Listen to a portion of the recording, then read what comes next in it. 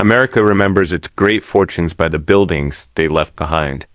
Marble libraries, limestone palaces, grand halls that now host school children and donors instead of servants and tycoons. But there's one name carved into American stone that was never meant to be admired. Henry Clay Frick was not loved in his own time. He was feared, hated, and blamed. To many Americans at the turn of the 20th century, Frick was not a builder of industry, but a destroyer of lives. His name was spoken in union halls with bitterness, printed in newspapers with outrage, and whispered with anger in immigrant neighborhoods that fed the furnaces of his empire. And yet, against all expectations, the mansions of the Frick family did not fall. They were not burned. They were not abandoned. They were not erased. They endured in plain sight, surviving a level of public hatred that destroyed reputations, careers, and entire dynasties. This story begins with a contradiction. How does a man so widely despised leave behind homes that are now protected, celebrated, and preserved? How do buildings funded by labor conflict, bloodshed, and ruthless ambition escape the moral reckoning that claimed so many symbols of Gilded Age excess? In an era when wealth was increasingly questioned and power openly challenged, the Frick family mansion stood unmoved, silent, and intact. No public apologies were offered. No grand gestures of reconciliation were made. There were no attempts to soften Frick's image through charm or populist philanthropy. Instead, the family chose a different path, one that relied not on affection, but on endurance. At the height of his power, Henry Clay Frick embodied everything America's working class feared. He was the man behind locked gates and armed guards, while thousands of workers lived one injury away from starvation. His wealth grew as wages stagnated. His properties expanded as labor unrest intensified. When violence erupted, his name became inseparable from it. And yet, while public anger burned hot, the Frick mansions were never stormed, never seized, never symbolically dismantled the way other industrial monuments would later be. They remained sealed worlds, deliberately removed from public life, designed not to inspire admiration, but to resist intrusion. These were not homes meant to be loved by the public. They were not built as civic gifts or monuments to shared prosperity. They were fortresses of taste, power, and control, carefully positioned within elite circles that insulated them from popular outrage. While newspapers attacked Frick, the man, his houses stayed quiet. While political movements rose against industrial titans, the Frick family retreated behind walls of art, privacy, and calculated silence. In doing so, they avoided something far more dangerous than criticism: visibility. This documentary is not about forgiveness.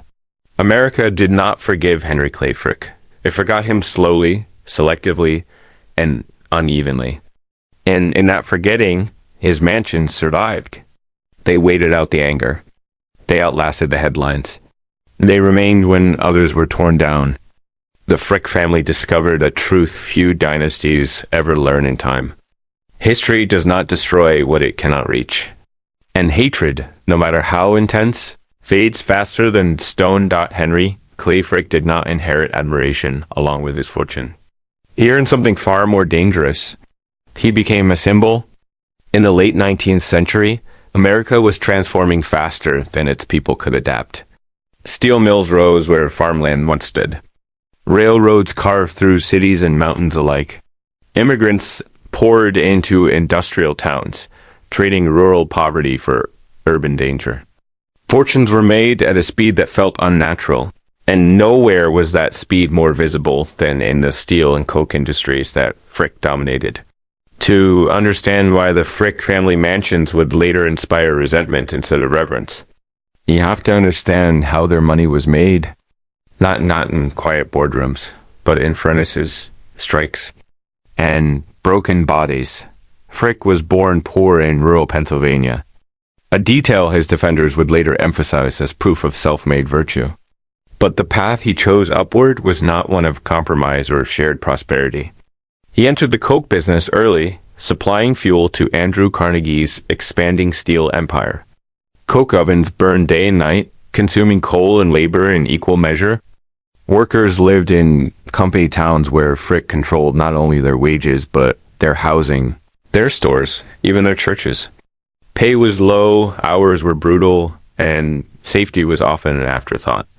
Injuries were routine. Death was accepted as collateral. In these environments, Frick's reputation took shape not as an innovator, but as an enforcer. He believed labor existed to serve production, not to question it. As the steel industry expanded, so did resistance. Workers organized, unions formed, and strikes became inevitable. By the early 1890s, industrial America was a pressure cooker. Wealth concentrated at the top while entire communities lived one paycheck away from collapse. Andrew Carnegie cultivated an image of a philosopher capitalist, preaching harmony between labor and capital, but when conflict came, he left town. The responsibility fell to Frick in 1892. That responsibility exploded into one of the most infamous labor confrontations in American history. The Homestead Strike at Homestead. Pennsylvania, Carnegie steel workers went on strike after wage cuts and contract disputes. Frick responded not with negotiation, but with force.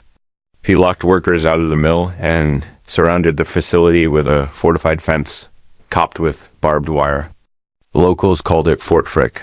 When negotiations failed, Frick hired Pinkerton agents, private armed guards, to retake the plant. Their arrival by river sparked a gun battle that lasted an entire day. Shots echoed through the mill town as workers and guards exchanged fire. By the time it ended, multiple men were dead, dozens were wounded, and the nation watched in horror as American industry turned its weapons on its own workforce. The aftermath was catastrophic for Frick's public image. Newspapers depicted him as cold, ruthless, and indifferent to human life. Editorial cartoons showed him drenched in blood. Labor organizations named him an enemy of the people. When an anarchist attempted to assassinate him weeks later, stabbing and shooting him in his office, public reaction was not sympathy, but grim satisfaction. Frick survived, but the attempt cemented his place in the American imagination. He was no longer just a businessman. He was the face of industrial cruelty. And yet, even as his reputation collapsed among the public, his wealth only grew.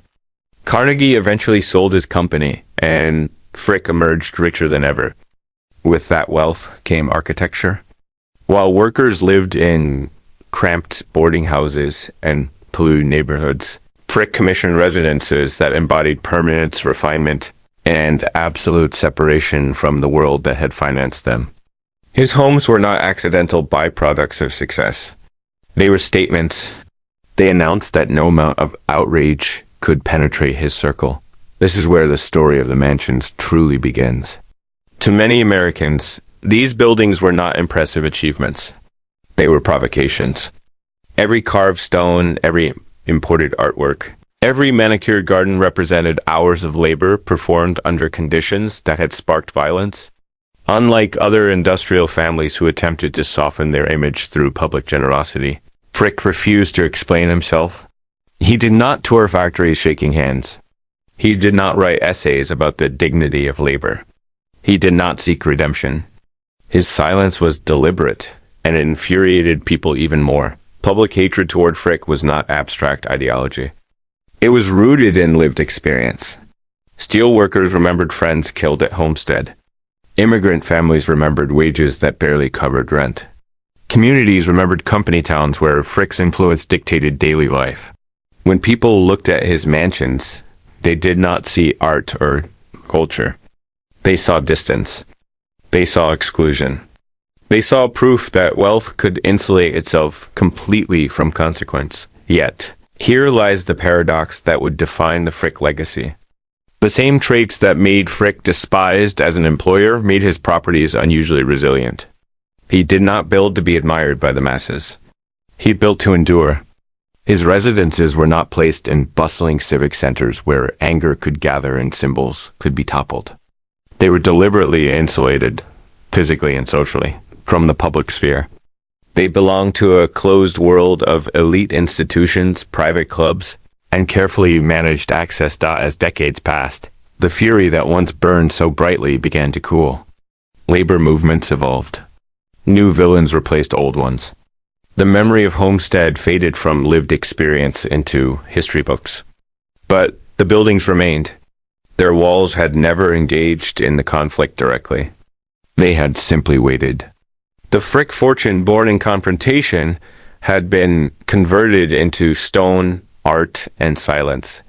And silence, as it turns out, can be a remarkably effective survival strategy. This was the foundation upon which everything else followed. The mansions did not survive because America forgave. Henry Clay Frick. They survived because outrage has a shorter lifespan than architecture. And because Frick understood, perhaps instinctively, that the safest way to outlast hatred was never to confront it at all. By the time Henry Clay Frick began expanding his residential footprint beyond Pennsylvania, his name had already hardened into something immovable. In industrial towns, it was spoken with bitterness. In elite circles, it carried weight but little affection. Frick understood this divide better than most. He did not try to bridge it. Instead, he leaned into separation, using architecture not as a tool of reconciliation, but as a mechanism of distance. His mansions were never meant to invite the public inside, emotionally or physically. They were designed to exist above the noise, beyond reach, and crucially, beyond judgment. Nowhere was this strategy more evident than in New York City. When Frick decided to build his primary residence on Fifth Avenue, he did not choose modesty or discretion. He selected one of the most prominent addresses in America, directly facing Central Park, a space theoretically belonging to everyone. The contradiction was deliberate. On one side of the street, open lawns and public paths symbolized democratic access. On the other, Frick erected a limestone fortress of wealth, art, and control. The mansion did not blend into the city. It confronted it, calmly and without apology, but this confrontation was not loud.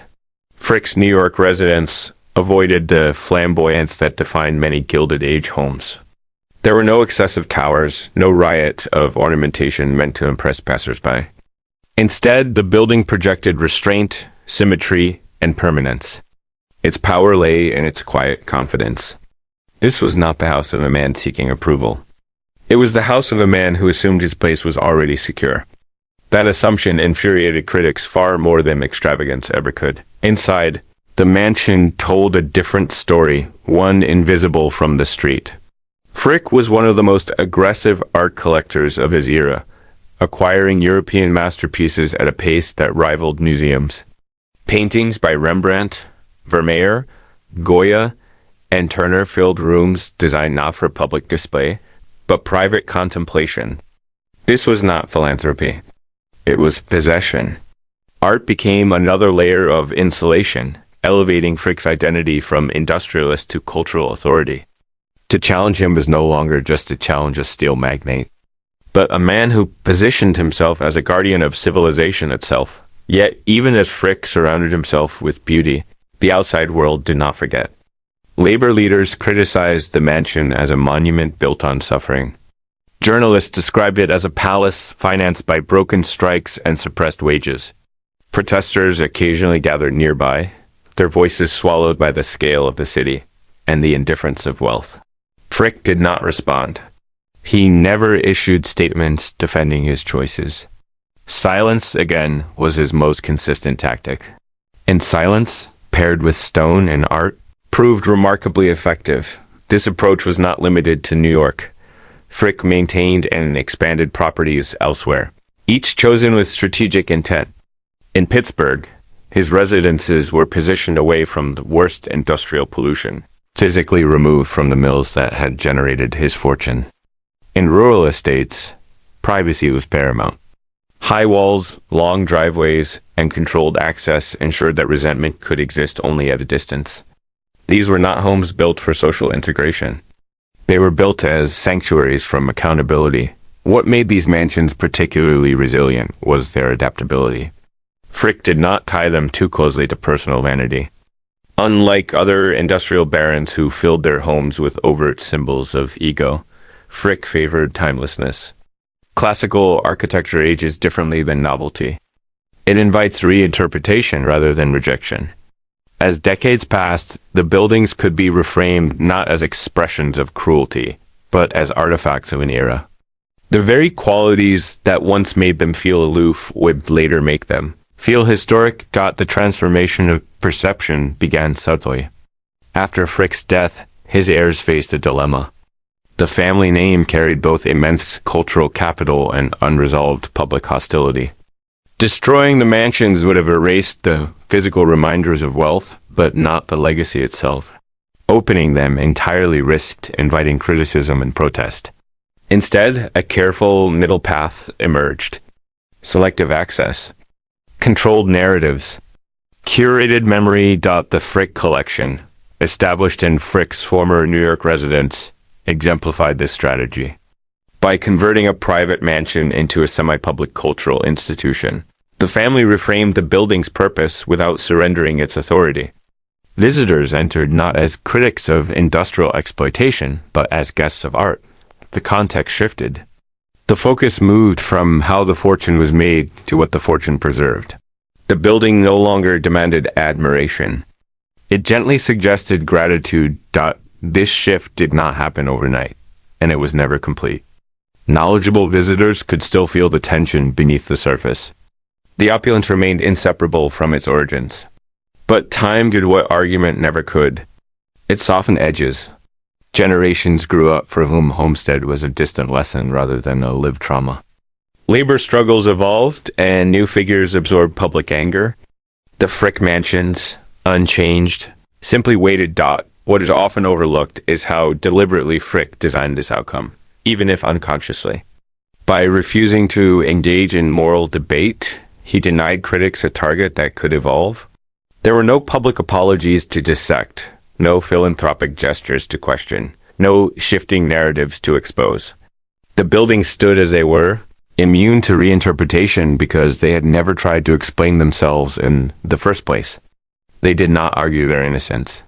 They asserted their existence. Architecture, in this sense, became Frick's final and most effective business strategy.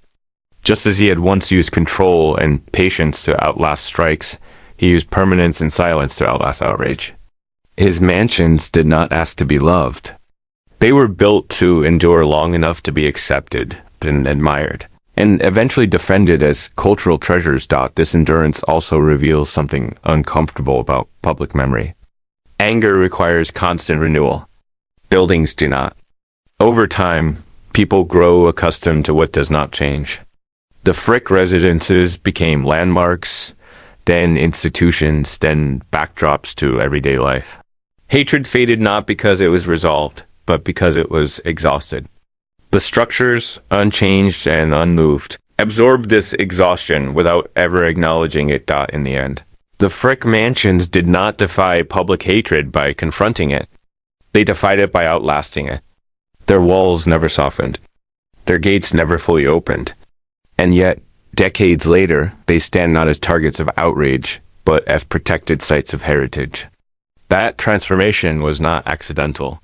It was the quiet, unsettling triumph of permanence over protest. And it remains one of the most revealing lessons of the Gilded Age legacy. As the 20th century progressed, the world that had produced Henry Clay Frick began to collapse under its own contradictions. The industrial order that once rewarded absolute control slowly gave way to regulation, unions, and public accountability. Many Gilded Age fortunes fractured under these pressures.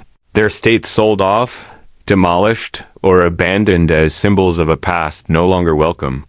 Yet the Frick family mansions did not follow this pattern. Instead of becoming casualties of changing values, they adapted with an almost unsettling precision. Slipping into a new cultural role, just as the old one became untenable, this survival was not driven by affection. Public memory had not suddenly forgiven the violence of homestead or the harsh realities of industrial labor. Rather, the mansions endured because they were uniquely positioned to be reinterpreted. They were never marketed as expressions of moral leadership or benevolence. Unlike philanthropic estates that relied on the reputation of their owners, the Frick properties relied on aesthetic authority. They did not claim to represent justice or progress. They represented taste, discipline, and permanence in a society increasingly skeptical of wealth. Those qualities proved easier to preserve than virtue. The early decades after Frick's death were particularly dangerous for the family legacy. Progressive reformers targeted concentrated wealth. Journalists revisited the crimes and excesses of industrial barons. Labor history became a rallying point for new political movements. In this climate, many elite families attempted public rebranding, issuing statements, funding social programs, or distancing themselves from their ancestors. The Frick heirs largely refused this route. They did not deny the past, but they did not engage with it either.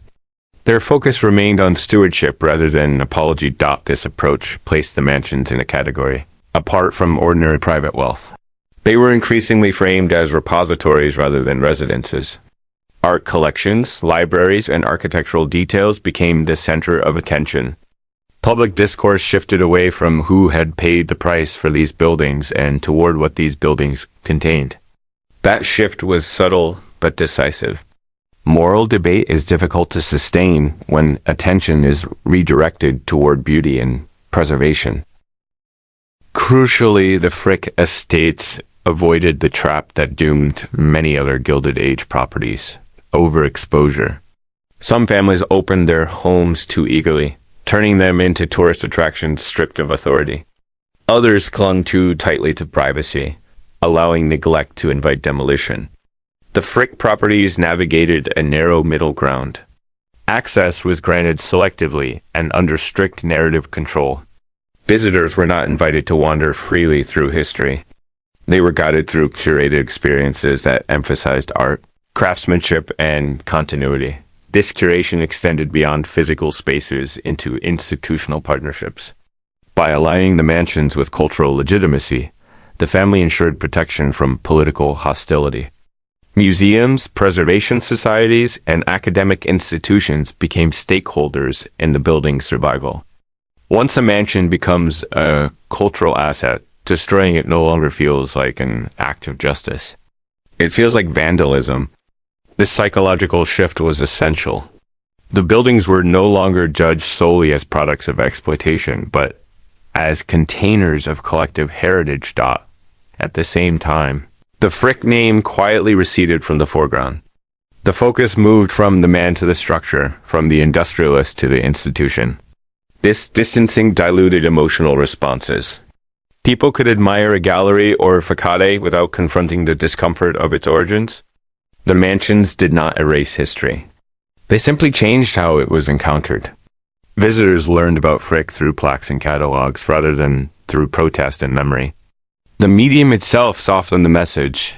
There's a deeper reason this strategy worked, one rooted in American psychology. The nation has always struggled to reconcile its admiration for success with its discomfort over inequality. Gilded Age mansions embody that tension perfectly. They are impossible to ignore and equally difficult to reject outright.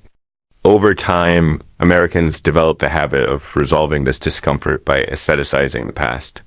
If something is old enough, beautiful enough, and rare enough, it earns a kind of immunity. The Frick mansions crossed that threshold earlier than most. Their architectural language played a crucial role in this transition. Classical design evokes civilizations long gone, creating emotional distance from immediate historical grievances. A Renaissance-inspired facade invites contemplation, not confrontation. It signals tradition rather than dominance. Frick's preference for restraint over spectacle allowed his buildings to age into respectability. What once felt cold came to feel dignified. What once felt exclusionary came to feel refined. Meanwhile, the absence of the Frick family from public controversy allowed new narratives to take hold. Unlike dynasties that continued to dominate politics or industry, the Fricks did not remain visible antagonists. Their mansions became static objects in a dynamic society. Without new offenses to refresh outrage, criticism lost momentum. The The buildings outlived the emotions attached to their creation. This does not mean the resentment vanished. It became dormant.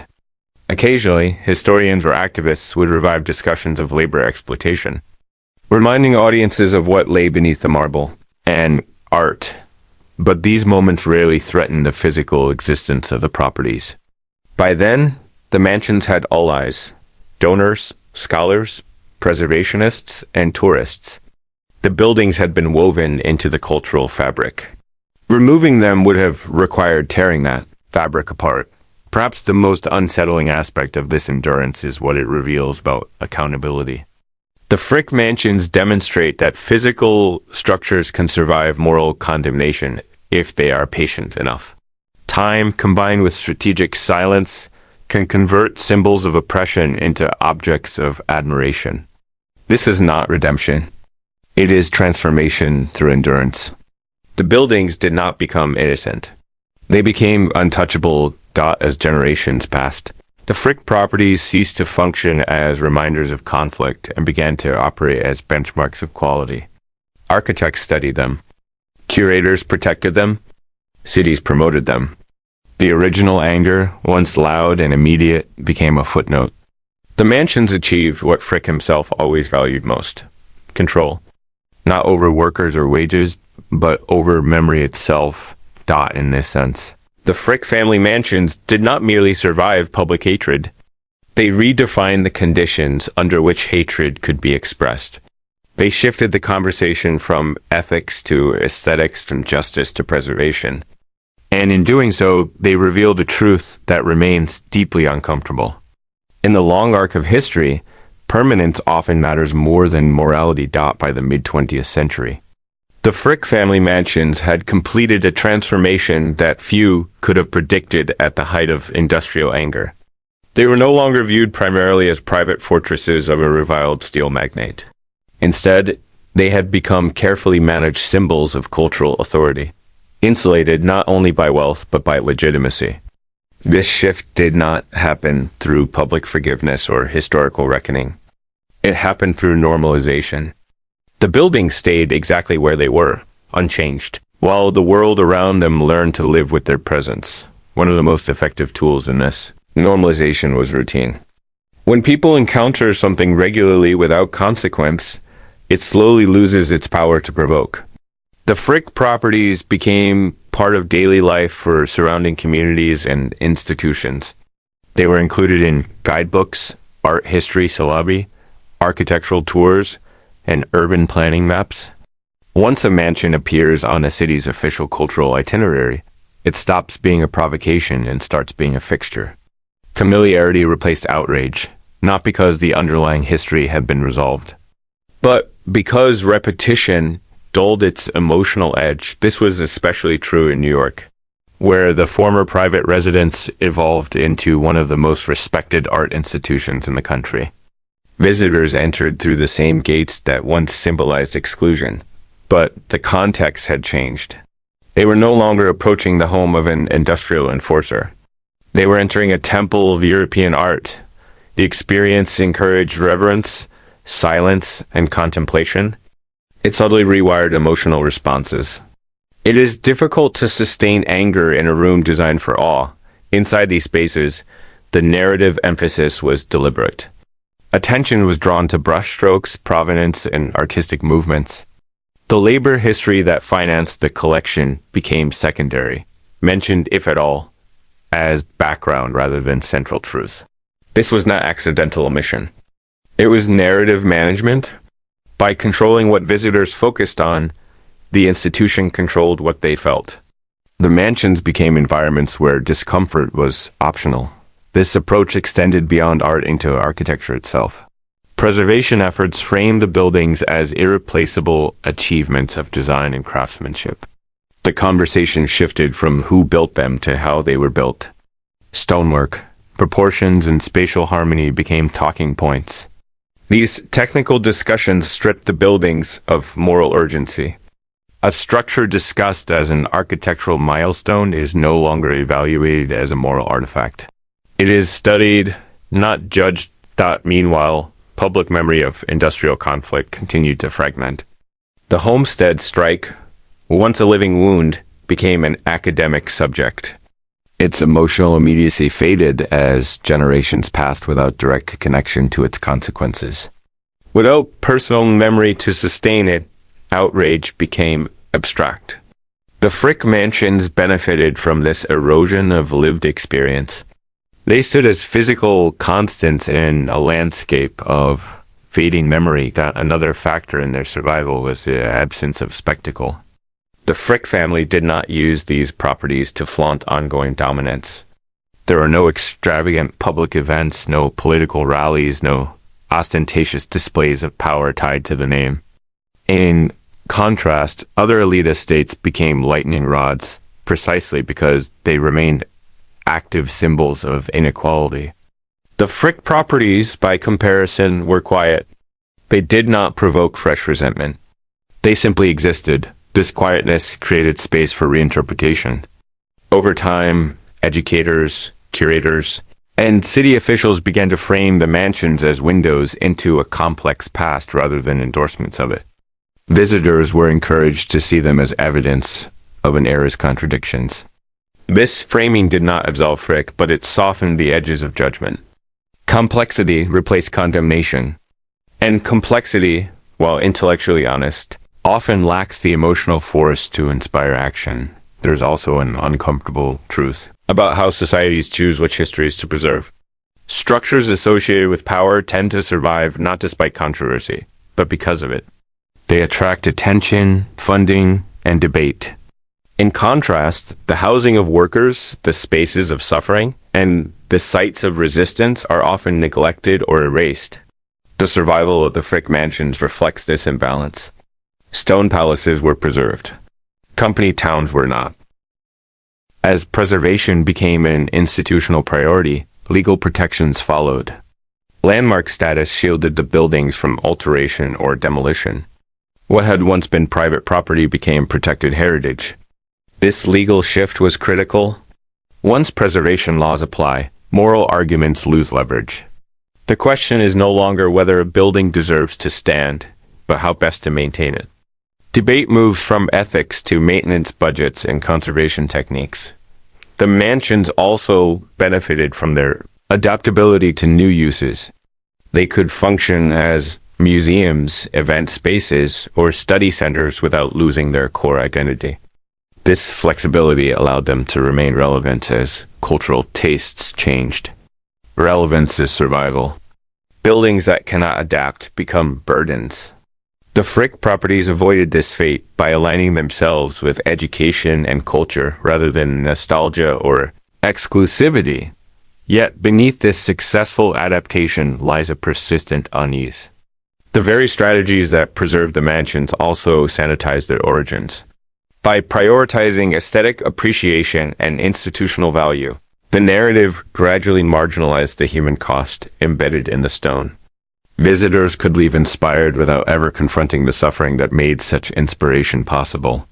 The buildings offered beauty without accountability. This tension reveals something fundamental about how power operates across generations. Wealth can be converted into objects that outlast moral scrutiny. Once transformed into culture, that wealth becomes difficult to challenge without appearing destructive. The Frick mansions embody this conversion perfectly.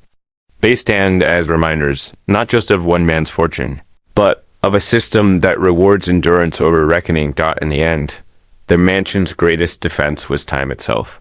Time allowed anger to cool, narratives to shift, and institutions to form around preservation. What could not be defended morally was defended culturally. What could not be justified ethically was justified aesthetically. The buildings did not need to change. Society did the changing for them, and so the Frick family mansions remain. Not because the public embraced the man who built them, but because the structures learned how to survive public hatred by becoming something else entirely. They became normal. And in the long story of power and memory, normalization is often the most decisive victory of all. As the Frick mansions settled into their new identities as cultural fixtures, a quieter and more complex question began to surface beneath the polished floors and restored galleries. What does it mean for a society to preserve beauty that was financed by suffering? This question was never formally asked at the gates of these estates, but it lingered in the background, shaping how historians, curators, and the public interacted with them. The buildings had survived outrage, but survival did not mean resolution. It meant coexistence with an unresolved past dot by the late 20th century. The United States was undergoing a renewed examination of power, inequality, and historical responsibility. Civil rights movements, labor retrospectives, and academic revisionism reopened stories once considered settled. Industrialists like Frick were no longer treated as uncomplicated builders of progress.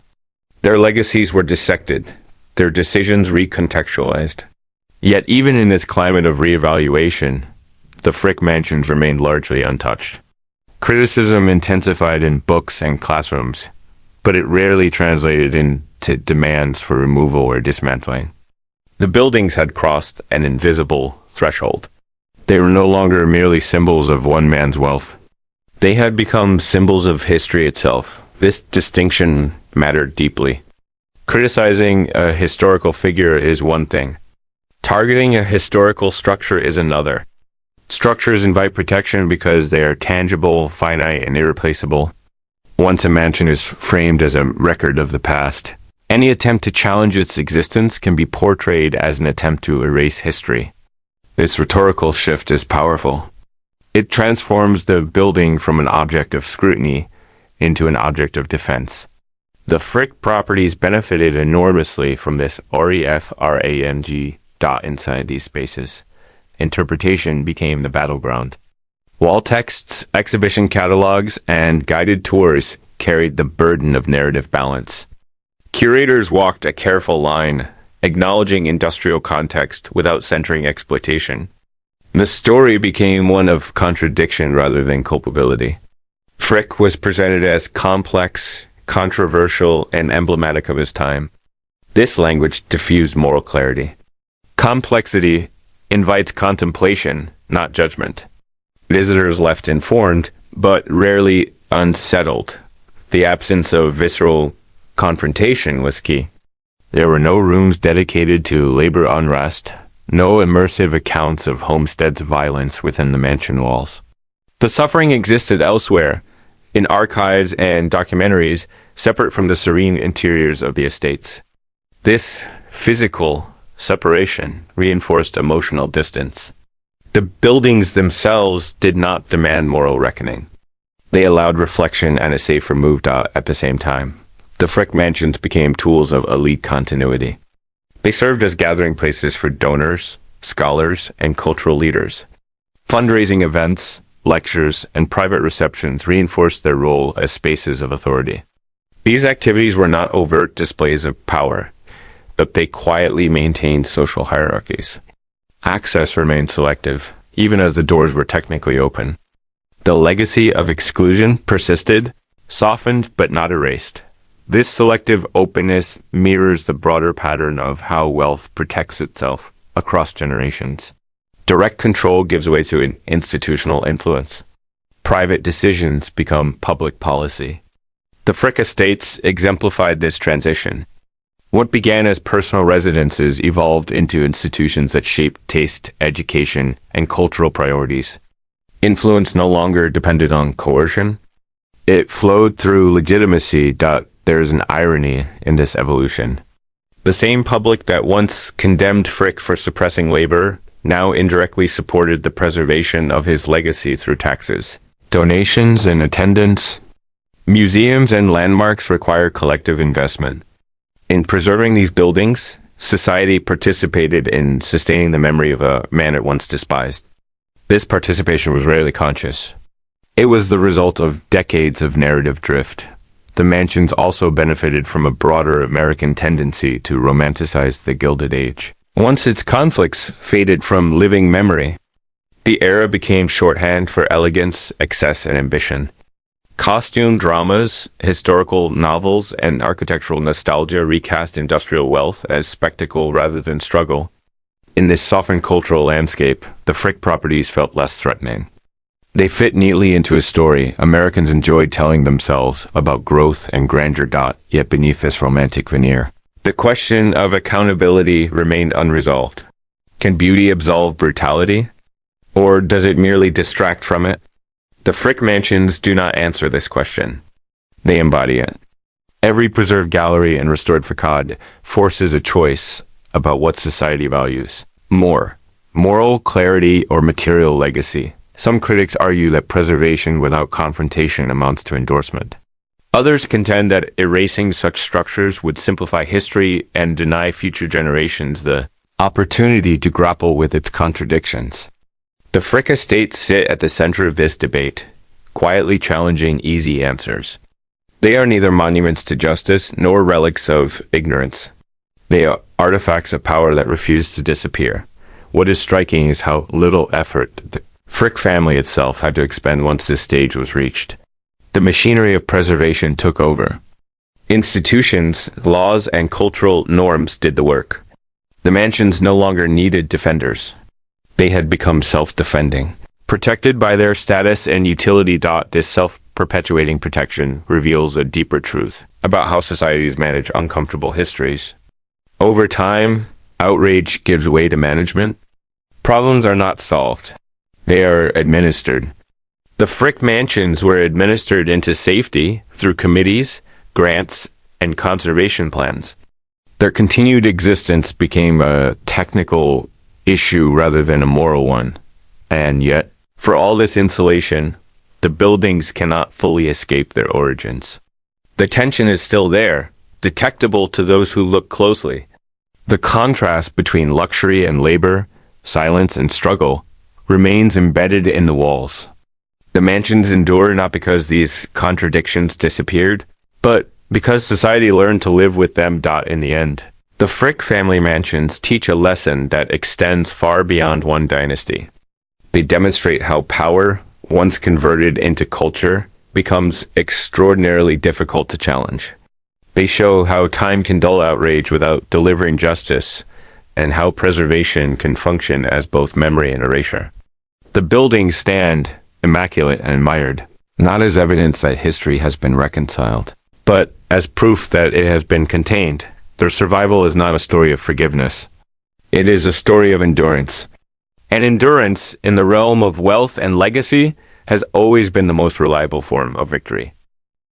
By the time the Frick family mansions entered the 21st century, they had become something even more elusive than protected landmarks. They had become untouchable ideas. Not because everyone admired them, but because no one quite knew what to do with them anymore.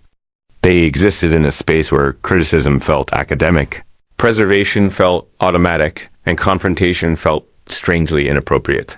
The anger that once defined their meaning had dissolved into a low, persistent discomfort, rarely voiced and even more rarely acted upon. This stage of legacy is the most difficult to recognize, because it masquerades as neutrality. The mansions were no longer defended aggressively, nor were they attacked. They were accepted.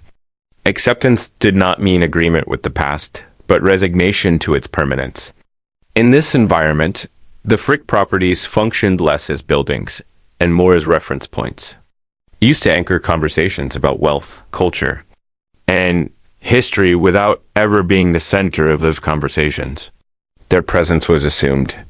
And what is assumed is rarely challenged. Educational institutions played a significant role in reinforcing this status. Students visited the mansions as part of art history courses, architecture programs, and cultural studies curricula. They learned to analyze brushwork, spatial design, and historical context. The experience trained them to observe rather than interrogate.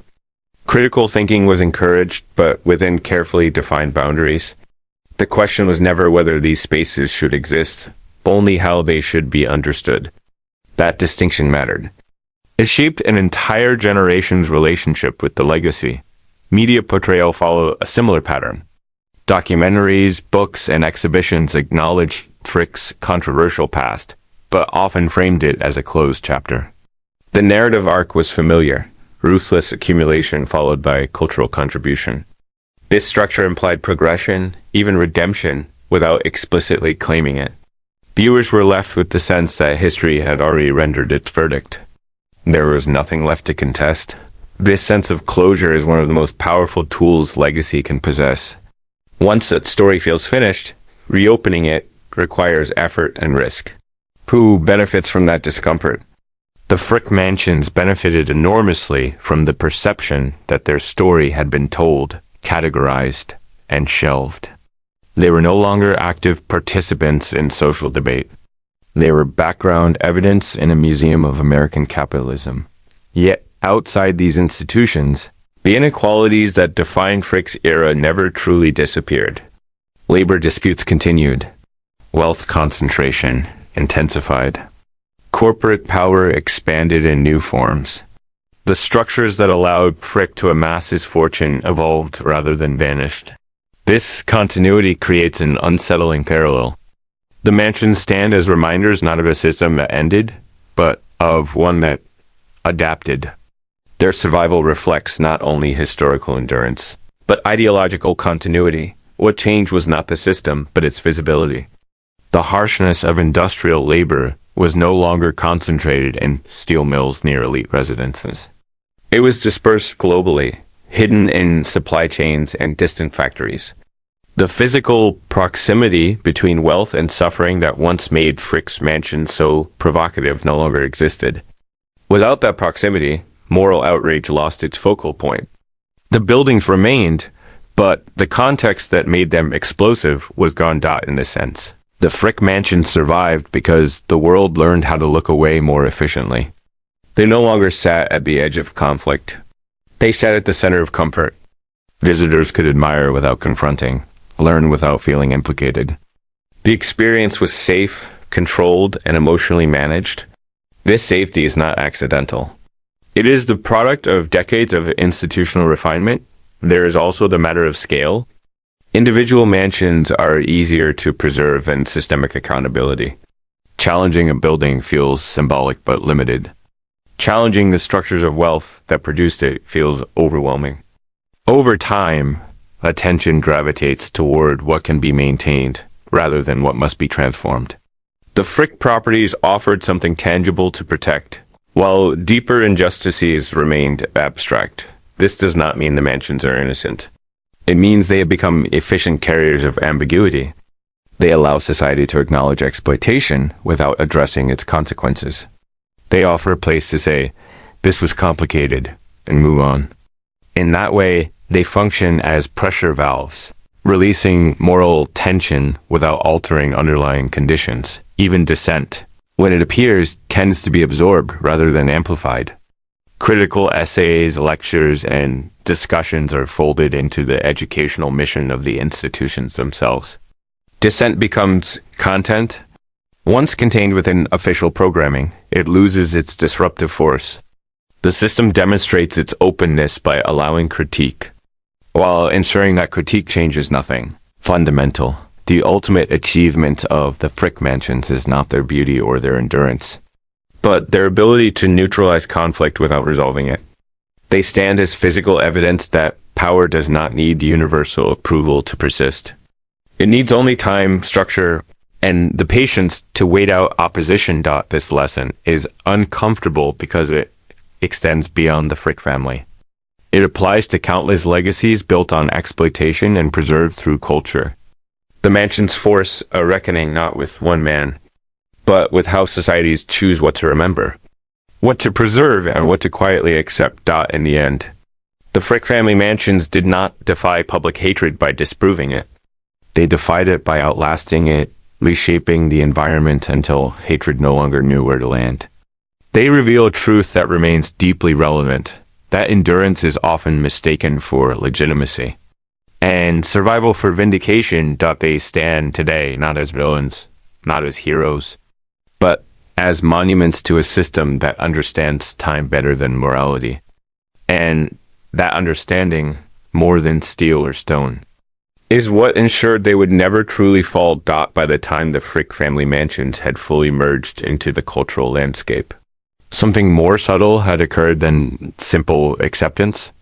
The buildings had begun to shape the very language through which wealth, power, and history were discussed. They were no longer just examples of Gilded Age excess. They had become reference points, quietly influencing how Americans understood the relationship between private fortune and public legacy. In this phase, the mansions were no longer passive survivors of history.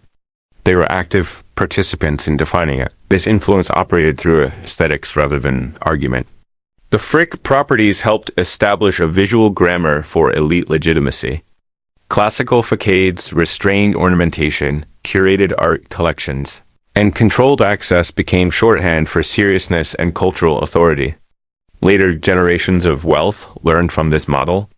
They understood that overt displays of power invited backlash, while cultivated restraint invited respect.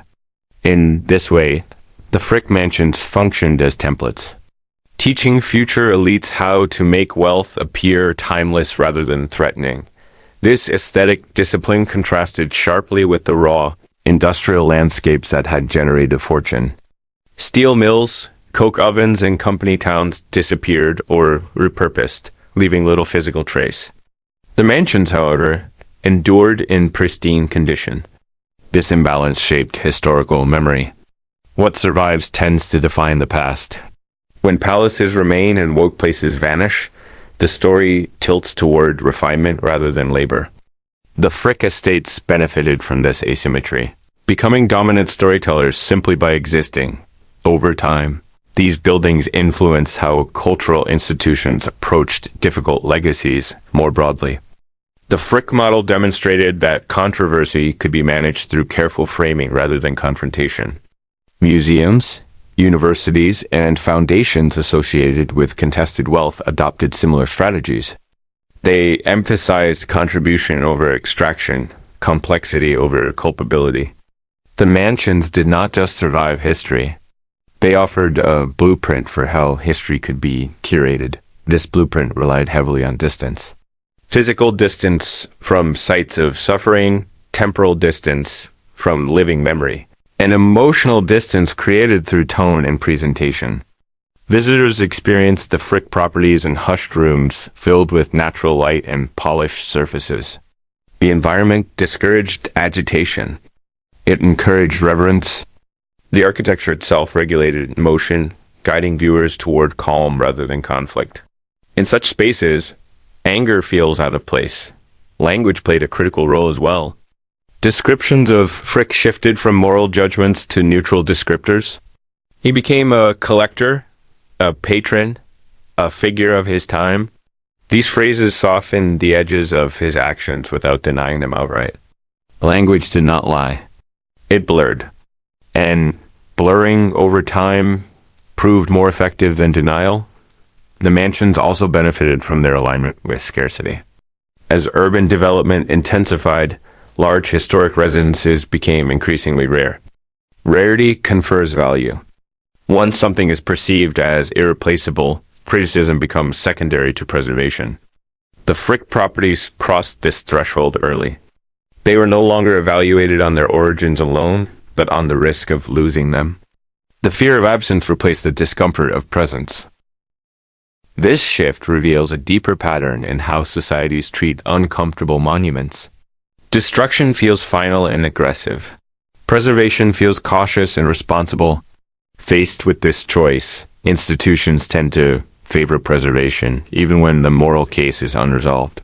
The Frick mansions thrived in this preference for caution. They were easier to keep than to dismantle. At the same time, the mansions began to function as sites of selective remembrance. Certain aspects of the past were emphasized, others minimized. Artistic achievement, architectural mastery, and cultural impact were foregrounded. Labor exploitation and social conflict receded into context rather than content. This was not an act of erasure, but of hierarchy. Some stories were deemed central, others peripheral. The buildings reflected those priorities. The result was a kind of historical compression. Complex social dynamics were distilled into digestible narratives. Visitors left with an impression of and an understanding of its contradictions. The mansions facilitated this compression by offering a controlled environment where meaning could be managed. Complexity was acknowledged but never allowed to dominate the experience. This management extended into public discourse. When the Frick properties were referenced in media or scholarship, they were often used as symbols of cultural achievement rather than industrial conflict. The buildings became shorthand for refinement, taste, and legacy. Their controversial origins became footnotes, important but not defining. Over time, this framing normalized the idea that wealth could be morally ambiguous yet culturally indispensable. What makes this normalization particularly powerful is its invisibility. There was no official declaration that the Frick legacy had been redeemed. No ceremony marking a turning point. The shift occurred gradually through repetition and reinforcement. Each exhibition, each article, each guided tour nudged perception slightly further from outrage and closer to acceptance. The cumulative effect was profound. The mansions also influenced how critics framed their objections. Opposition became more theoretical, less urgent. Discussions focused on representation, interpretation, and context rather than removal or restitution. The debate moved into academic and cultural spaces, where its consequences were limited. The buildings themselves remained untouched in this way. The Frick mansions illustrate how power adapts not by silencing critics, but by absorbing them. Critique becomes part of the narrative, neutralized by inclusion. Once dissent is institutionalized, it loses its capacity to disrupt. The system appears open while remaining fundamentally unchanged. The enduring presence of these buildings forces a question that has no easy answer. If history is preserved primarily through the artifacts of the powerful, what happens to the stories of those without stone or marble to mark their existence? The Frick mansions stand as evidence of this imbalance. They are eloquent, immaculate, and incomplete, yet they remain compelling precisely because of this tension.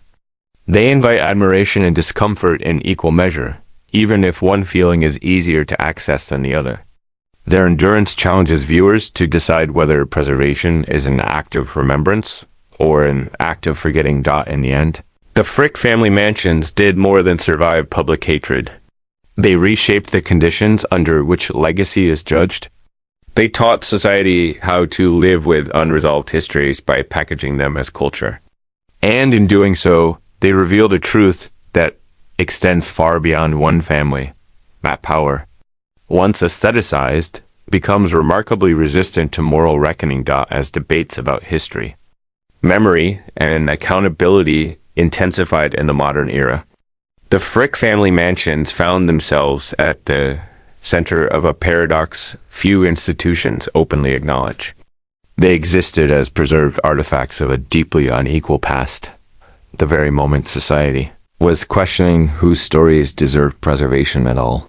Statues fell, buildings were renamed, and public spaces were re-examined through moral lenses once considered radical. Yet the Frick properties remained largely untouched, their legitimacy unchallenged in any meaningful way. This was not because they were forgotten, but because they had already been successfully refermed. One reason these mansions endured scrutiny, while other symbols did not lie in their ambiguity. Unlike monuments erected to glorify conquest or ideology, the Frick buildings never explicitly celebrated power.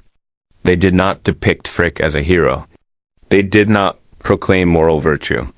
They simply existed, quiet and refined, offering no obvious target for outrage. This ambiguity made them harder to confront.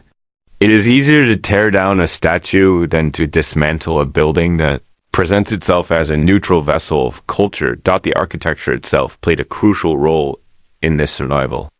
Classical forms suggest continuity rather than dominance. They imply inheritance rather than imposition.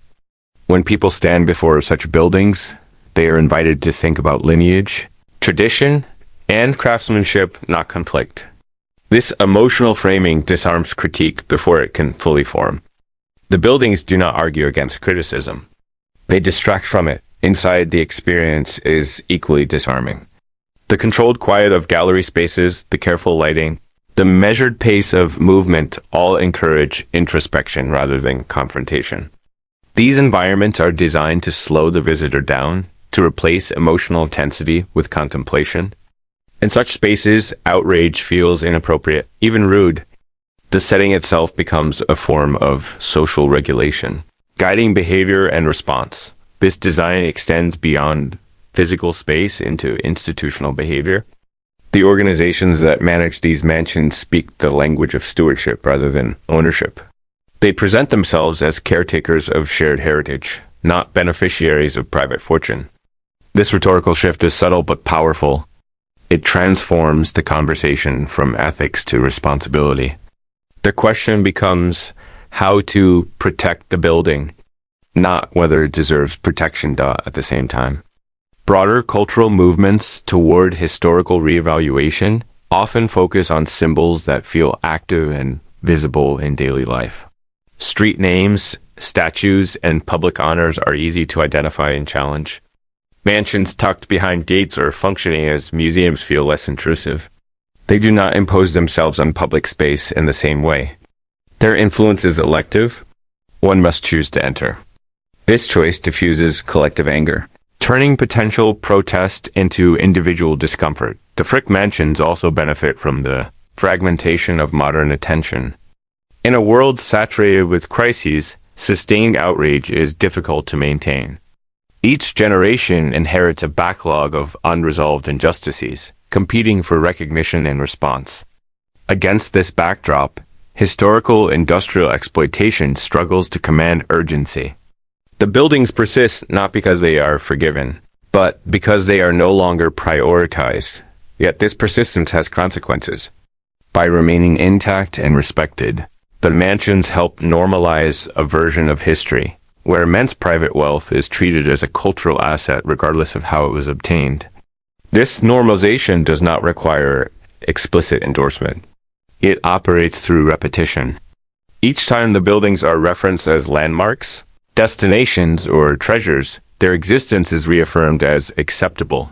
This acceptance extends into public education. Students encounter the Frick legacy primarily through curated narratives that emphasize art and architecture. Labor history is compartmentalized into separate courses, separate texts, separate spaces. The physical separation mirrors an intellectual one. The mansion becomes a place to appreciate achievement, while exploitation becomes an abstract concept discussed elsewhere. This division allows both narratives to coexist without fully confronting each other. The emotional result is dissonance without resolution. Visitors may intellectually acknowledge the contradictions of the Gilded Age, while emotionally responding to beauty and refinement. The experience does not demand a choice. It allows admiration and critique to occupy separate mental compartments. This psychological arrangement is comfortable, and comfort discourages action as conversations around restitution and reparative justice gain prominence. The Frick mansions again avoided direct challenge. Unlike institutions built on enslaved labor or colonial plunder, the connection between Frick's wealth and specific modern communities is diffuse. Industrial exploitation lacks the clear lineage that fuels demand for restitution. Responsibility feels shared, diluted across systems rather than concentrated in one figure. This diffusion protects the buildings from targeted accountability. Moreover, the mansions benefit from their transformation into economic contributors. As cultural institutions, they generate tourism, employment, and prestige. Cities incorporate them into development strategies. Removing or radically altering them would carry tangible costs. When heritage becomes economically useful, moral critique must compete with financial pragmatism. Pragmatism usually wins. This dynamic reveals how deeply preservation is intertwined with power. Decisions about what to save are rarely neutral. They reflect values, priorities, and interests. The Frick mansions were saved not only because they were beautiful, but because influential people deemed them worth saving. That judgment, once institutionalized, became self-reinforcing. Critics who point this out often encounter a familiar response, that preserving history allows future generations to learn from it. But learning is not guaranteed by preservation alone. It depends on framing, emphasis, and willingness to confront discomfort. The Frick properties offer the opportunity for learning, but they do not compel it. The visitor can leave enriched without being challenged. That option matters. Over time, this optionality shapes collective memory. What is optional tends to be ignored. What is unavoidable shapes understanding. The mansions, by design, make confrontation avoidable. They present history as something to observe rather than something to grapple with. This observational stance is not inherently dishonest, but it is incomplete. The endurance of these buildings also exposes a generational shift in how power is criticized. Earlier opposition to Frick was visceral and direct, rooted in lived experience. Modern critique is mediated, intellectual, and often abstract. The absence of personal stakes changes the tone. Anger becomes analysis. Analysis becomes commentary. Commentary rarely leads to dismantling, yet the unresolved tension remains, quietly embedded in the walls. The contrast between the elegance of the interiors and the brutality of the industrial world that financed them cannot be erased. It can only be managed. The Frick mansions represent a successful case of management, not reconciliation. This success invites imitation. Contemporary elites observe how controversy fades when wealth is converted into culture. Foundations, museums, and endowments become shields against critique. The Frick legacy demonstrates that the most enduring form of power is not force, but framing. Control the narrative, and time will do the rest. In this way, the mansions are not relics of a bygone era. They are active lessons in legacy construction. They show how institutions outlive individuals, how aesthetics soften judgment, and how permanence outpaces protest. Their continued existence is not an accident of history. It is the predictable outcome of a system that values continuity over correction. As society continues to debate what to remember and what to dismantle, the Frick family mansions stand as quiet participants in that debate. They do not speak. They do not defend themselves. They do not apologize. They wait. And waiting, as Henry Clay Frick understood better than most, is often enough. Their survival does not resolve the moral questions they raise. It postpones them indefinitely. In doing so, it forces a final, unsettling realization. That history does not disappear when it is preserved. It disappears when it becomes comfortable. In the end, the story of the Frick family mansions is not simply about buildings that survived public hatred. It is about how power learns, adapts, and ultimately embeds itself so deeply into culture that it no longer needs defense. These structures stand today not because their origins were resolved, forgiven, or redeemed, but because they were successfully transformed into something harder to challenge than wealth itself. They became inevitabilities. What makes this legacy so unsettling is its quietness. There was no dramatic turning point when outrage vanished. No official moment when the public collectively decided the Frick past no longer mattered. The anger did not end. It thinned. It dispersed. It lost its center. Over time, the mansions ceased to feel like active symbols of injustice and began to feel like fixtures of the landscape, as natural and unquestioned as the streets around them. And once something becomes part of the background, removing it feels disruptive rather than corrective. This is the final stage of endurance. When a structure no longer needs to justify its existence, it has won. The Frick mansions reached this stage not through persuasion, but through patience. They waited as critics aged, movements shifted, and priorities changed. They waited as the language of outrage softened into the language of analysis. They waited as history became curriculum instead of memory. And eventually the waiting paid off. Today, visitors walk through these spaces with an awareness that is often intellectual rather than emotional. They know, in abstract terms, that the fortune behind the walls came at a human cost. But knowledge alone does not generate discomfort when it is separated from consequence. The experience of the mansion is carefully designed to prevent that discomfort from taking root. The lighting, the silence, the order, The beauty all communicate the same message. This place is meant to be respected. Respect is powerful. Once a site commands it, moral inquiry becomes hesitant. People lower their voices. They choose their words carefully. Criticism becomes qualified. This atmosphere does not suppress dissent outright. It makes dissent feel out of place. And when dissent feels out of place, it rarely escalates. The Frick mansions also endure because they offer something society values deeply: continuity. In a world defined by instability, preserved grandeur feels reassuring. It suggests that something permanent exists beyond political shifts and social upheaval. That reassurance carries emotional weight. People defend what makes them feel anchored, even if they are uneasy about its origins. This desire for continuity reveals a broader truth about how societies process uncomfortable histories. Resolution is difficult. Endurance is easier. It requires no consensus, no apology, no repair. It simply requires time and structure. The Frick properties had both. They were built to last physically, and they were embedded in institutions designed to protect them culturally. There is a temptation to view this outcome as uniquely American, but it is not. Around the world, symbols of concentrated power survive by becoming cultural assets. Palaces become museums. Private collections become national treasures. The narrative shifts from ownership to inheritance. Responsibility becomes diffuse. The Frick mansions fit seamlessly into this global pattern, yet the American context adds its own complexity. The nation prides itself on challenging aristocracy, on rejecting inherited privilege. And still, these buildings remain admired and protected. This contradiction exposes the limits of that self-image. Wealth, when carefully managed, can outlast ideology. The Frick legacy proves that even in a society built on egalitarian ideals, inequality can be preserved if it is aesthetically pleasing and historically framed. This does not mean the story is closed.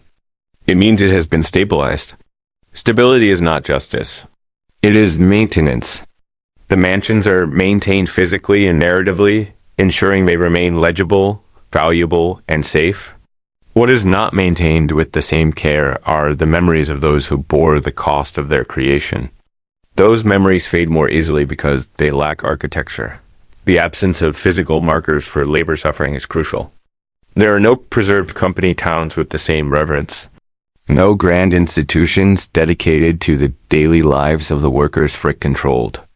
Without stone and marble, those histories struggle to compete. What survives shapes what is remembered. This imbalance is not accidental. It reflects how power distributes durability. Wealth builds monuments. Labor builds moments. Moments pass. Monuments remain. The Frick mansions are monuments not just to one man, but to this asymmetry itself, and yet their existence continues to provoke a quiet unease. Even when unspoken, the contradiction lingers. The beauty feels earned, but also unearned. The silence feels peaceful, but also heavy. The buildings do not let viewers forget entirely. They simply prevent forgetting from becoming action. That may be their most revealing function. They show how societies can live with unresolved injustice by containing it within culture. They demonstrate that acknowledgement does not require accountability, and that preservation can coexist with moral discomfort indefinitely, though as long as these mansions stand. They pose a question that cannot be fully answered within their walls. Can a legacy built on exploitation ever become neutral through time and beauty alone? Or does endurance simply mask unresolved harm? The buildings offer no response. They do not need to. Their survival is the answer history has provided. The Frick family mansions remain because they were designed, managed, and remembered in a way that made removal unthinkable. They did not escape public hatred by disproving it. They escaped it by outlasting it, reshaping the environment until hatred no longer had the power to act. And so they stand today, immaculate and unyielding, not as symbols of reconciliation, but as proof of something far more unsettling. That in the long contest between memory and stone, stone usually wins.